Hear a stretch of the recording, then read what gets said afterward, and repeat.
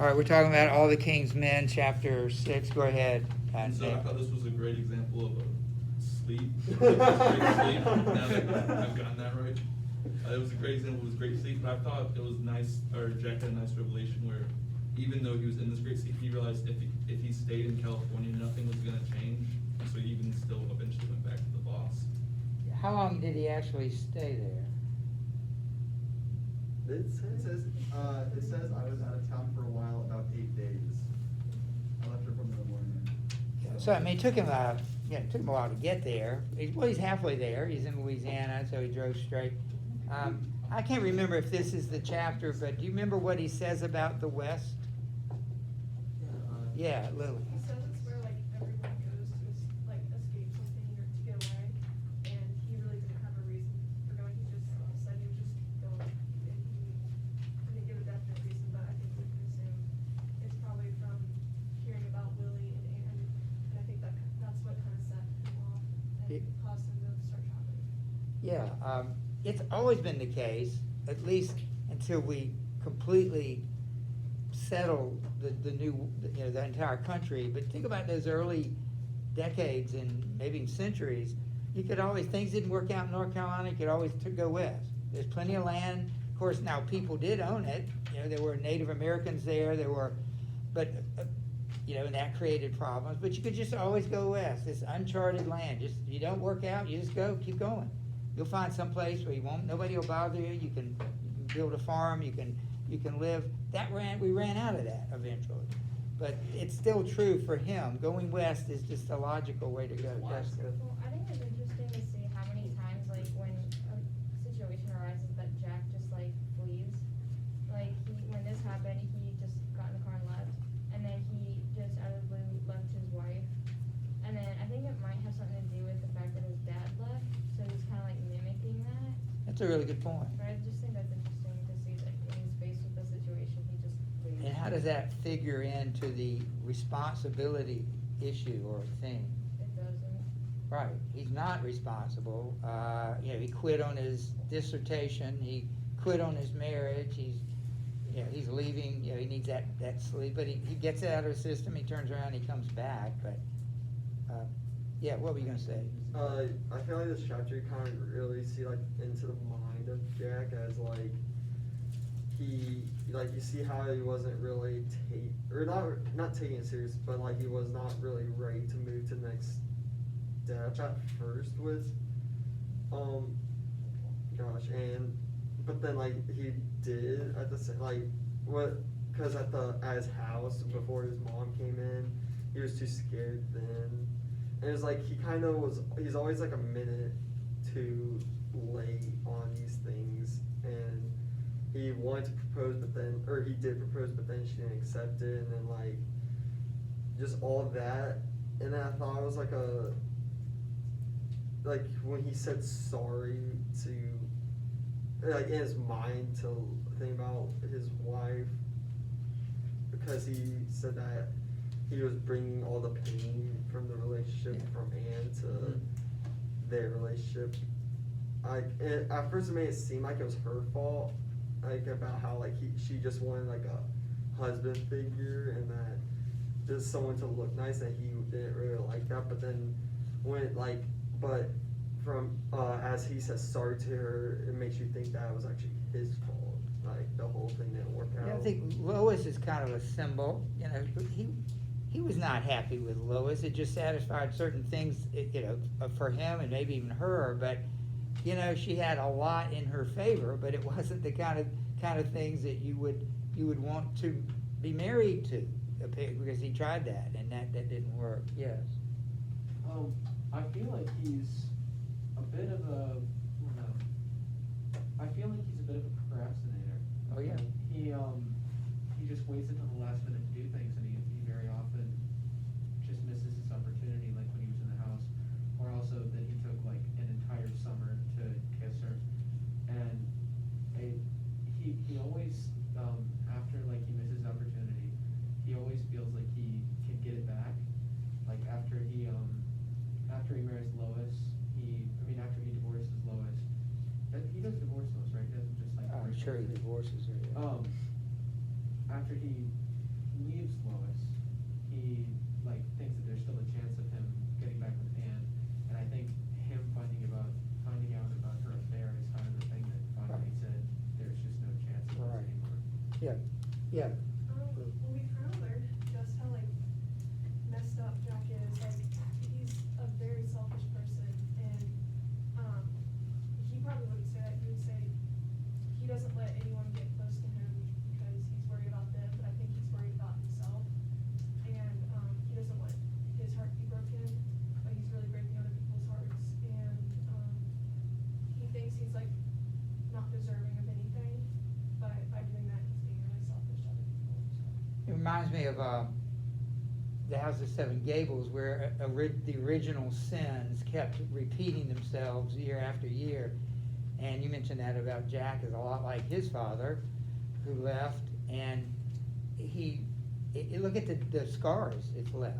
Like you just said, he can't be responsible with people. Yeah, I'm sure. I noticed a pattern between most of the married couples in here, that they don't really seem to love each other, and you can see that with Lily and Jack, and even Jack's mother, Yeah.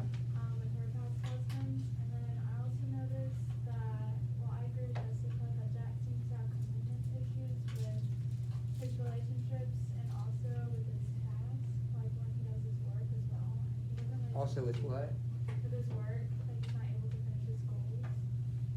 He can do it for Willie, he always gets that job done, but you're right, so, the mother, I mean, we complain about the father leaving, we don't know why he left, but the mother certainly has issues with men, and that's just like he does, yes.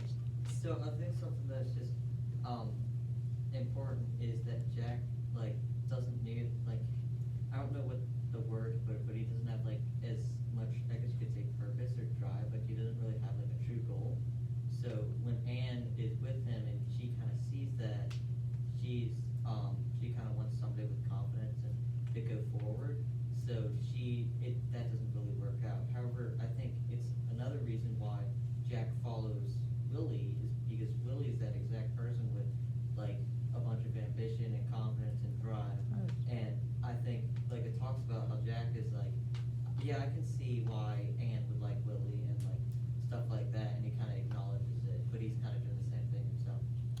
I think there's a lot there that you just said, because that's a part I was rereading it. She kept saying, "What are you going to do to make a living?" And he was just didn't finish law school, or he always kind of settles for second best, Lois. Another example, he goes to state, not Harvard, whatever state was. Probably, yeah. So yeah, that's very typical of him. Good points, yeah. Going along with kind of what Owen said, the only reason he went to law school was because he thought of it randomly on the spot, and he felt like he needed to make money in order to be happy. But Anne was just I still love you even if you didn't make much money at all. She's my opinion of her is lowered a bit by her materialism. I mean, every woman in every age. I mean, she's an independent woman, but women want, if they're going to marry, most people want a husband. Now that those kinds of dynamics are changing. I don't know if they really are, but we're told that they are. That a woman's not going to rely on the man to make a living for her. But still, it was just he made a living. It just wasn't the way she wanted it. She seemed to be concerned about prestige and status and how people will talk. I remember she made that statement about what kind of job my husband has. That matters Is to that her. about Lois or Anne? Yeah, I'm talking about Anne. Remember when that summer when that thing happened in the house, she kept pulling back. There was a lot of that, and maybe that was just one summer, but there were other times when she felt over a period of time that she was pulling back, and I felt like it was because he just wasn't the right type of person to marry. Yeah. Honestly, I didn't totally get that kind of feel. I thought Lois was more focused on. I was talking about Anne. No, I know. Yeah, But go I ahead. Yeah, thought so- Lois was more like that, and she Yeah, was I do too. more appearance based and everything. And Well, Anne definitely. was actually kind of wanting to go with Jack, but then when they were upstairs and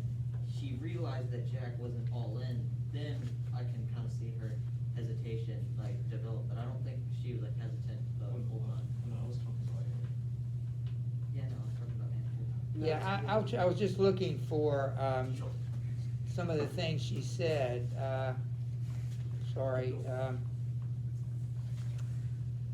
well, we'll go ahead, yeah, Becca.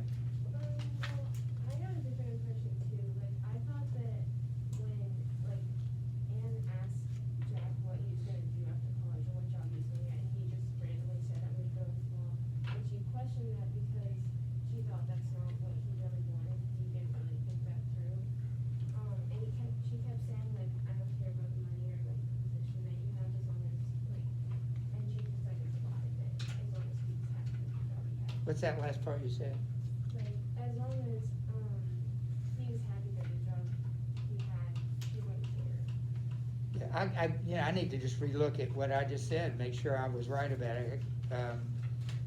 But thank you, yeah, good point, yeah. I think that one scene with, Anne, like floating in the lake, looking up at this, like, stormy clouds, and then there's like a seagull that flies over her, I think it's gonna be used more in the book, hopefully. I think it's like, Yeah. it does, it like, I'm not exactly sure the meaning behind it, but it seems to always pop into his head. And, I don't know, like, it's a strange thing that keeps reappearing, in his vision. So, I don't know, I'm trying to figure that out. And one of the important things is to acknowledge, as you just said, that if these reoccurrence of certain things, obviously they're significant, and you need to pay attention to them. You know, we hadn't mentioned that night in the house, except just slightly. I mean, I think he did the right thing, maybe for the wrong reason, I don't know, but he respected her too much to do that. That's how I read that. Certainly it was an example of not finishing something he started, but, you know, and sometimes that's a good thing. In that case, I think it was a very good thing. Even the entire relationship, well, you hadn't finished the book. So I don't know where what you think's gonna happen, but this looks like an impossible relationship. We'll have to admit it at this point. Ian, what do you think? Well, I just think that like the root cause of all his problems is that his lack of ambition, because it all starts when Anne doesn't, like when their relationships are going downhill, it's because he hesitates because he's not like ambitious to move forward. And so he loses Anne, and then he also loses his like, he drops out of lawyer school and just goes into the Chronicle, because he's not ambitious to like continue being a lawyer. And then he works under Willie, and Anne goes to Willie because he just has ambition. He's all about ambition. That's just how he operates. And so, like, the whole root cause of his life is just his lack of ambition, and I think Willie's that's- whole life is ambition. I think Owen mentioned it earlier. He follows Willie because he's not like he is. And she mentioned that too, follows Willie because he's not like Jack. He gets things done, but, you know, he's got quality flaws. Ella, how about? Well, in this chapter, there's a small thing that I missed is twice it mentioned, alunima, and. What's like, the word? The alunima, like the green moss. Oh, And, okay. and it only mentioned it twice, but I thought it was odd, because that's not a thing that you would typically, like, think about, and both times, something new was happening, like, the first time I think it happened was when, like, he realized that he loved her, and then the second time was, like, when, like, he had gone inside after something like, big had happened, like, they had had a fight or something, and so both times it was the beginning of something new. So, Good. that's the same.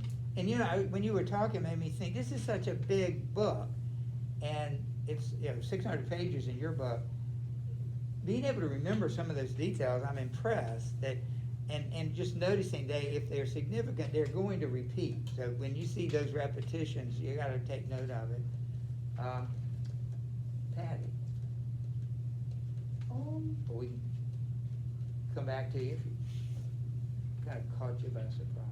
Yeah, I was gonna say something, but as everyone just kept talking, like, the only thing I could really, like, just, everything just sort of came back to, Jack has a lot of issues. I honestly think he should talk to a therapist, because he runs away from everything, which I do too, so I'm not trying to judge that. But, You're not alone, you realize that. like, his dad left, so obviously, like, that's gonna Yeah. impact what he does. He left his wife, he regrets that he never really like deals with. So he honestly just needs to learn how to deal with his issues, because until he learns how to do that, he's just not gonna go anywhere with his life. And the best book, I mean, this is my personal opinion, I think really good books often have redemption stories in them. You know, and so you're setting that up, maybe not, you haven't finished it. Is this gonna be a redemption story for Jack? Is he gonna get it together? I like the way you put it, he's gonna have to, you're exactly right. Will he? And of course, we don't know until we get there. Clayton? I'm gonna start by saying that through the chapter, I noticed that Jack is really hypocritical. You know, his dad left, and of course, he's gonna be mad about that and have some sort of feeling towards his father for leaving, but yet Jack leaves his problems just like his father did. And also, Jack gets mad at Anne when off at college, Anne picks up another guy because she wants to get over him, and then Jack kinda does that with Lois, kinda make himself feel better about it. Yeah. Which still just points him straight back to Right. loving Anne anyway. And maybe, what do they call it, you know, sort of the men's, there's a name, it's a disparaging term about men who have double standards, you know, the man can do something, but the woman cannot, there's a name for that, but, well, you said it, hypocrisy. Also, I noticed that this chapter was kind of the first time where Jack is personally affected by what Willie has done. Over the time, it's more Yeah. he just taken orders from Willie, and they kind of still have their separate lives. He hurts other people. Yeah. But not him. But it's the first Yeah. time in the book where Jack is personally affected by That's what a really good point. Willie has done, and it's kind of interesting to see that and how he deals with it. Yeah, you keep finding things that I haven't thought about, and that really, I appreciate that, because that's a really good point. Yes? I think it's gonna be interesting to see, like Jack and Willie's first interaction since hearing about what happened between him and Anne. And this kinda goes back to the scene that he imagines her floating in the lake, looking up the sky. And I think I found, what it means. When he does see her like that, he sees her as a little girl, someone who has trust in him, and he has trust in her, and I think that's the only relationship he has that, it is like built on a firm foundation, and he feels like that's someone he can't lose. So I feel like, Yeah. but then he says that image was taken away from him as he's driving back from California, because, he feels like he's lost all of Anne's trust and he feels like she's even like dead to him, and that image is like gone from his head now because she's now like belonging to Willie, and, yeah, I think it's gonna be interesting to see how that plays out. I think most of the major characters are idealists at some point. That's his ideal of her, and now that's been shot. Anne and her brother Adam, their ideal was their father, and that's been shot to pieces. So they tend to devolve into something they used to not be. Jessica and When I was like reading about Anne and Jack's relationship, I thought Anne was kind of weird in it, cause like she like whenever Jack would say like I love you, and then he would always be like, do you love me back? She'd be like, I love Jackie boy, Jackie, but she never say like Right. Jack. Like she only said I think like his name like once maybe or twice, but like I feel like she acted kind of like it was a joke of it. Yeah. She'd always like he would start talking, she'd tell him that like or like like their kids again, Yeah. Jackie boy. I don't know, it was kind of weird. But Yeah. I don't know. I just thought that was. Yeah, I'm glad you mentioned the name, because it seems really artificial. I mean, it is a term of endearment, but not the way she uses it, at least not there. Ella? Well, I agree. I think it's also weird though that like everyone's saying, he's pretty messed up, and like he has some things going on, and with his relationship with Anne, the dynamic is like really weird and interesting, and like you were saying, he has the ideal of her at the beginning, but then he like blames her for not like living up to that standard, even when he is perpetually like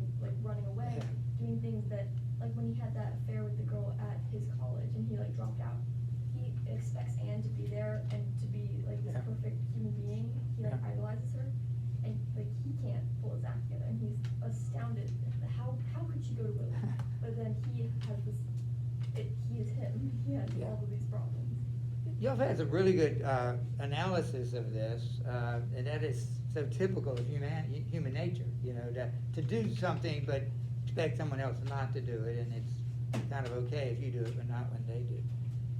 Well, good job.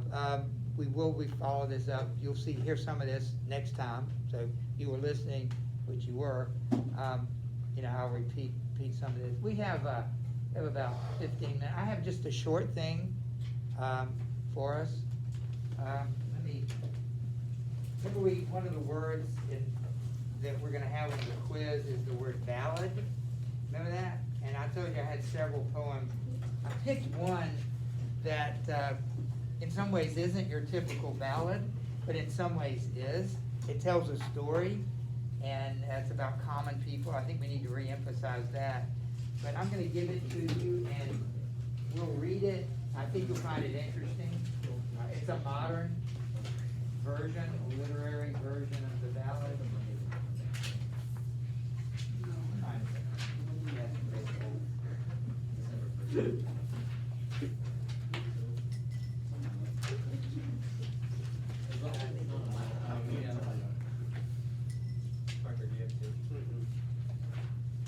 We need one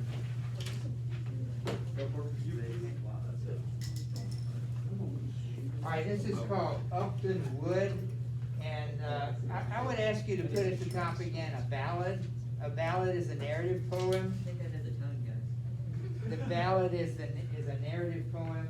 And I don't think we said this, it's usually about common people. There was a song, the movie and a song came out back in the 70s called The Ballad of Bonnie and Clyde, and there was a famous movie that I saw, and you know, these were ordinary thugs, really, but they were ordinary people, common people that became kind of famous. Some people pulled for them because they were the Robin Hood types, so they never gave it to the poor. They stole it from the rich. That was good enough. So ballads always deal with common people, and you know, it's a narrative. Yeah. What was the definition that you said? Did you give it? Well, the characteristics are it's a narrative poem. It's about common people, and it has certain characteristics of meter, no rhyme. But this doesn't really follow that, and it's like it's from the people. You know, even literary ballads sound like they just come from the viewer, the writer, the speaker is an ordinary person. This is called Upton Wood, and in the few minutes that we have, we can treat this kind of like a close reading assignment where, what can you see here? Let me read it to you since I know it better. Here we go. They hanged 3 men in Upton Wood, 3 months on air their feet have stood. The ravens came with raucous cries and picked well clean the 6 dead eyes. Their eyes that once revealed their souls look now at night like 6 black bulls. And all by dark who happened near from these cups drank the wine of fear. The ravens, in picking the 3 necks clean, had eaten the marks where the ropes had been. The first man killed died raving mad. The second man prayed, and the third was a lad. They left the lad in this upright sleep, for being with men who stole men's sheep. His hair now hung 6 inches long, and even this bones, or maybe his bones, looked young and strong. Few people walked in Upton Wood, where 3 men dead on blue air stood. But a maid came there who felt no fright when skeletons rattled on a cold wild night. She came and watched by a yellow moon 3 dead men dance without cape or shoon. And she came by dark when she could not see, and heard them dance on their tall death tree. And one cold night that was still in black, the maiden walked in and never walked back. When dawn flamed red, they found her there with a skeleton foot caught in her hair, the bony foot held as a vice, and the dead maid's eyes were like blue ice. Now 4 ghosts dance in Upton Wood, and 2 dance together as young ghosts should. And one is the daughter, sweet and fair, of the sheriff who left 3 dead men dead. You know, this does have even though it's modern form, it has a rhythm to it, even has some rhyme, which typically they don't. That kind of reminds me of like Edgar Allan Poe. Yeah, it does. That's what I was Yeah. thinking, right? See what you can do with it. Just look at it a minute. You've got time. Just see if you can figure out the story, and as well as some of the techniques that the author uses.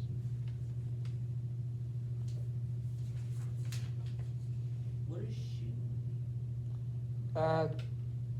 Good question. I'll look it up. I wonder if it means shroud.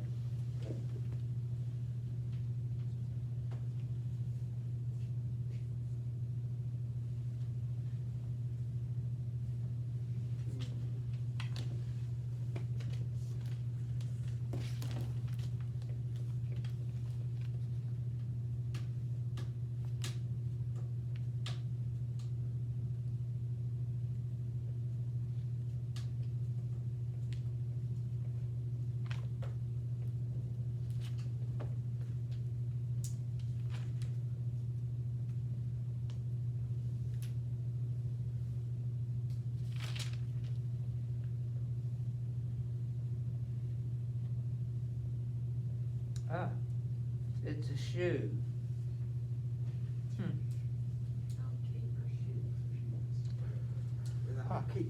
I'm glad you asked the question. I had never looked it up. Is there like a second definition maybe? No, that's To all of it. To shoe, shoe. So she's just barefoot. Well, I guess that makes sense. Yeah, I mean, it's, I think that's, it's because the bone foot. The on foot. it's actually plural, and it's plural, so it's both shoes. The bone It's a foot. pair of shoes. Yeah. Oh, I'm gonna start taking that word now. Foot. No, sure, the skeleton dance. This is the one where the skeleton dance got close. Yeah. That's why I'm gonna shoot. This doesn't help. To avoid getting trapped by, that's why there's a skeleton foot next day. So cool. Why is it foot? No, what would he do with that? Hung the bucket foot in your team. No, she's dancing, and since her feet are in the air, but she pointed back here. No, but, no, again, it says a bony foot held as a vice. It's clamping down, a vice clamps down. It clamped down on her. Well, even Rose did that.